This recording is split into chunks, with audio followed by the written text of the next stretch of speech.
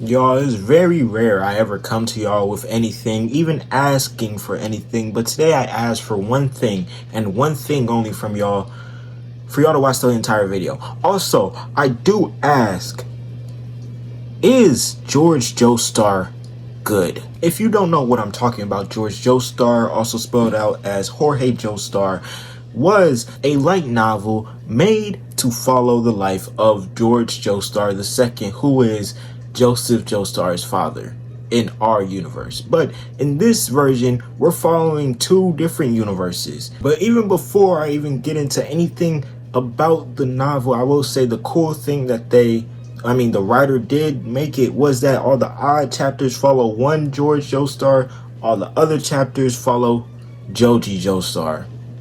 And I'll get to who that is in a second. Now, in George Joestar, the regular, I'm just going to say regular George ends up still being with Lisa, growing up with Lisa and another friend, and meeting friends along the way. Now, mind you, I got all this from the synopsis. I'm telling y'all right now, I've never read this. But reading the synopsis, Joji Joestar is the really super interesting one, because his universe is the one where you've probably heard where all the super overpowered characters most likely reside. It's set in the 20th century, and the universe has been reset 36 times by Made in Heaven. Oh, brother, this guy stinks! It's also set in the 20th century. Now, again, do not, if you've never read this, don't ask me, well, why is it set in the 20th century? Why is Enrico Pucci there? And also, why is Hokagekhi there? But I digress. My thing to y'all that I've actually sat here and read those 16 chapters of light novel, is it good? You know, I don't want to sit here and plurge a bunch of time into reading this and just being like, oh wow, this is fucking awful, and closing my book or whatever laptop or computer I'm using. Cause I'll tell you one thing, it don't look good. Even the things I know about the plot and what I've actually seen, I mean, me personally, before I've even made this video, doesn't look good. Like the fact that there are 36 versions of cars. What the fuck?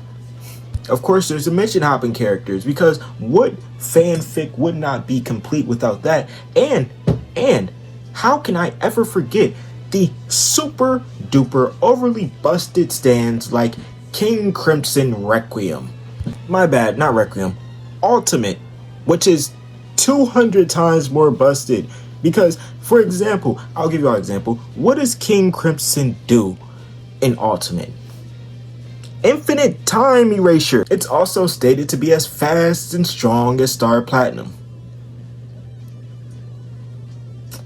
I don't know, man. Like, everything I've heard about George Joestar has either been against my will, or it just sounded like something so preposterous, like Cars going against Dio and Cars being the good guy in that situation.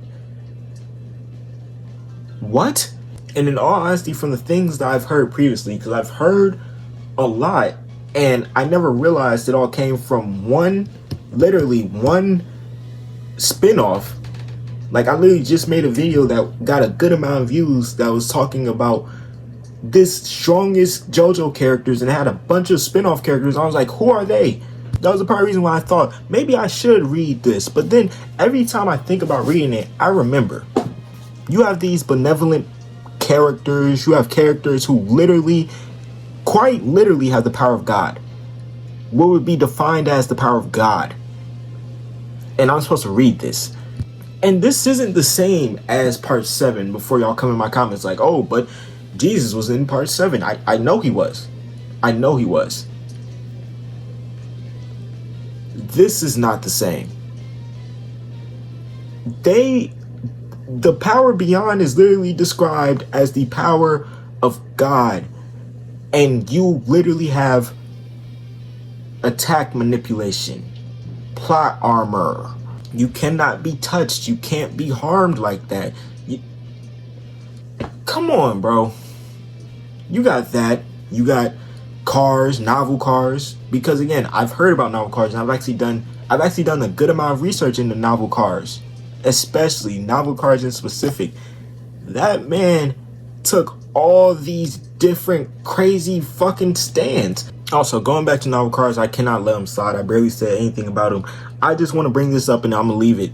He made Killer Queen leave Hokagekhi. I'm gonna say that again.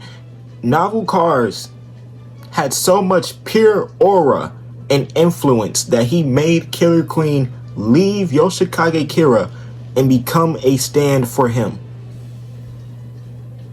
What the fuck? Genuinely, I could probably make a 15-minute video going through every power novel cards has, and it still might not be enough. Like, I could genuinely make a 15-minute video breaking down every power he has, and it still won't be. As a matter of fact, maybe I'll do it. Shit, maybe I will. I'm gonna give y'all a little example of one of the powers he has. Das Boot Ultimate.